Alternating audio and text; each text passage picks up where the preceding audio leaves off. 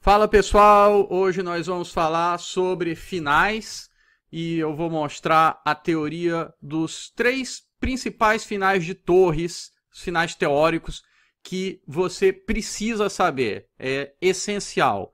Muita gente deixa de estudar finais e isso é uma grande deficiência no aprendizado de um jogador de xadrez, porque os finais teóricos você precisa aprender logo de cara, assim, é uma das primeiras coisas que você tem que aprender quando você joga xadrez. Então, você começou a se desenvolver, a estudar, então você já tem que estudar os finais teóricos, pelo menos, os que são mais importantes. E finais de torres, olha, eu vou ser bem sincero, eu não sei a estatística exata, mas eu acho que é o segundo tipo de final mais comum no xadrez. Tá ali certamente bem equilibrado com finais de rei e peões, que eu acredito que é o final mais comum, e logo em seguida final de torres. E eu considero esses 2 tipos de finais os mais importantes e os que você tem que aprender assim o mais rápido possível. A diferença é que finais de rei e peões é muito matemático, assim, você tem que calcular bem, conhecer algumas posições, alguns conceitos, e é muito cálculo. E finais de torres são mais complexos e esses sim são essenciais, é o tipo de final mais difícil do xadrez. E se você, nesse tipo de final, não souber nem a teoria básica, é certeza que você vai deixar pontos na mesa, porque mesmo conhecendo tudo, muitos grandes mestres fortes acabam cometendo erros. Então imagina se você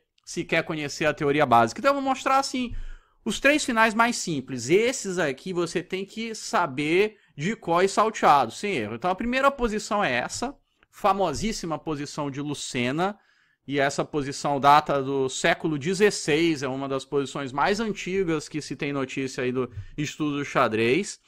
E o nosso amigo Lucena descobriu a técnica para você ganhar esse final de brancas e virou praticamente o final mais importante de toda a teoria de final de torres, porque todos os tipos de finais de torres, assim, quando você tem mais peões, eles podem desembocar numa posição de Lucena. Se você não souber como ganha essa posição, então você tem uma grande deficiência no seu conhecimento de finais. Então, as brancas vão ganhar da seguinte forma. Eu vou mostrar o lance inicial, que é torre D1 cheque. Você coloca o rei preto para longe, dando espaço para o rei das brancas. E agora, o que acontece? Essa posição é simples de você entender, tá? Você tem que tirar o rei para promover o seu peãozinho. Sem promover esse peão, você não vai ganhar, óbvio, né? Mas como que você vai fazer isso? Se você tirar o rei imediatamente, você então vai se submeter aos cheques das pretas, né? Da torre das pretas. E a torre, nesses finais, ela fica sempre enchendo ali. Você vem tentando fugir com o rei, ela vai tentando te dar cheque, né? E você não consegue escapar, né? Você não tem um refúgio para o rei, né? A torre vai te perseguindo. Então, como que você vai escapar aqui, né? Vou só ilustrar. Você tenta fugir, pá, ele vem te dando cheque. Cheque. Aí se você for para cá, aí ele volta com a torre. Você não consegue promover o peão, você não consegue fugir com o rei. Então, o que você vai fazer?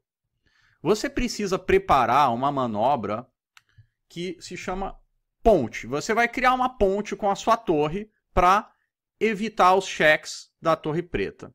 Tá? Basicamente é isso. É muito simples a estratégia, se você entender. Agora que você já sabe o que as pretas querem fazer.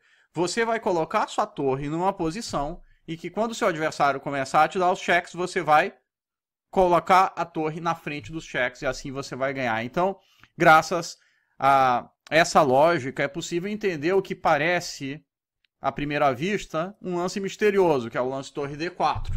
E você vai preparar essa manobra. As pretas não têm nada para fazer, elas têm que ficar esperando. Tá? O preto não tem plano, o único plano das pretas é esperar. E agora você preparou a ponte aqui, né? Você preparou a construção da ponte. Então, vem trazendo o rei. Cheque, você vem. As pretas dão cheque. Você vem. Ele segue te dando cheque, você vem. E agora, quando ele dá esse cheque aqui, você pega a torre que você estrategicamente colocou na quarta fila e ponte nele. E agora o peão promove, tá? E essa aqui é a manobra essencial dos finais, você tem que conhecer, tá? Aproveite e procure um pouco mais sobre a história do Lucena, tá? No meu site tem um artigo que fala sobre essa posição, enfim, até tem uma imagem lá do diagrama do livro dele, e essa é a posição básica, você tem que saber, posição essencial. A segunda posição mais importante de todas é a composição, e foi um estudo feito por um dos maiores gênios da história do xadrez, que é o Philidor, um jogador francês, que era músico também, tá? E ele descobriu, então, a técnica de defesa nesse tipo de final. Então, a gente vai tentar defender agora esse final de brancas, as pretas aqui com o peão a mais e se aproximando com o rei, enfim, a posição das brancas está meio crítica. E agora as brancas têm que fazer a jogada correta. As pretas ameaçam, nesse momento, jogar rei F3. E se você der um cheque, ele joga o peão para E3. E você está morto e enterrado aqui, né? Então, as brancas precisam de fazer alguma coisa, evitar esse lance rei F3. Então, a jogada para as brancas é colocar a torre na terceira fila, tá? Evitando a aproximação do rei das pretas. Agora, a única forma das pretas progredirem nessa posição é avançando o peão até E3. E agora o que acontece? O rei das pretas perdeu o refúgio, não tem mais como ele escapar dos cheques. Dar cheques por trás ou lateralmente é a principal técnica de defesa nos finais de torres. Agora nós vamos então preparar a torre para dar os cheques, e o rei das pretas, graças a esse peãozinho que foi avançado, ele não consegue se esconder na frente do peão, tá? Observem que a técnica aqui é a seguinte, digamos que as brancas jogassem torre A8, o preto jogaria nessa posição rei F3, e a ideia é, se as brancas dão cheque em F8, o rei se esconde atrás do peão, tá?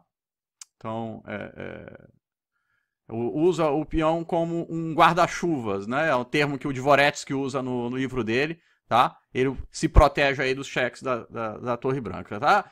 Na verdade, nessa posição aqui, as brancas conseguem empatar com o lance torre E8, tá? Esse lance empata nessa posição, mas aí é uma outra... É uma situação muito mais complicada, foge ao tema do nosso vídeo, mas só para deixar mais claro que esse lance também empata, mas você já teria que encontrar essa jogada extremamente difícil. A ideia desse lance é evitar que depois de torre H1 cheque rei D2, as pretas têm o lance E3, tá? Então é um lance que defende contra essa ameaça, já é um lance bem mais difícil de você se lembrar, mas é útil também você saber que nessa posição torre E8 empata. Mas a manobra que eu quero mostrar é a manobra básica de Philidor. Você bota a torre na terceira fila, obriga então o peão a avançar, e aí o rei do seu adversário perde o refúgio, você prepara os cheques, nesse caso por trás, e a posição empata. Os pretos não tem o que fazer, né? Ele vem com o rei, você começa a dar cheque até o infinito e a partida empata, tá? O próximo exemplo fundamental é o que acontece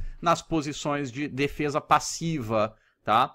E só existe um caso, na verdade, dois casos, dependendo de onde o peão, qual for a coluna do peão a mais, você consegue implementar a defesa passiva. Mas nos casos normais, esses peões centrais aqui, no caso peão de rei, nesse exemplo que nós estamos vendo, se você colocar o seu adversário na defesa passiva, e a defesa passiva é essa situação em que a torre não consegue sair da oitava fila. Se sair, leva mate. Então, lembrem-se que a técnica de defesa geralmente está associada a cheques, né? Aqui a torre das pretas nunca mais vai conseguir dar um cheque, ela está paralisada. Então é uma situação de passividade total. Em finais de torres, tá? Isso é uma estratégia mais ampla, não apenas para finais teóricos, tá? Mas o conceito fundamental é a atividade da torre. Esse é sempre o objetivo, você sempre tem que buscar ativar a sua torre. Nesse caso, as pretas vão ser punidas, então,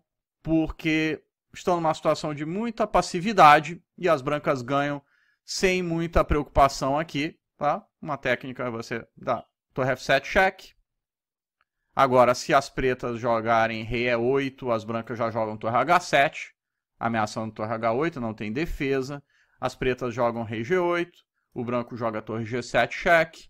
Agora, se as pretas jogarem rei F8, você joga E7 e pá, depois captura a torre e ganha.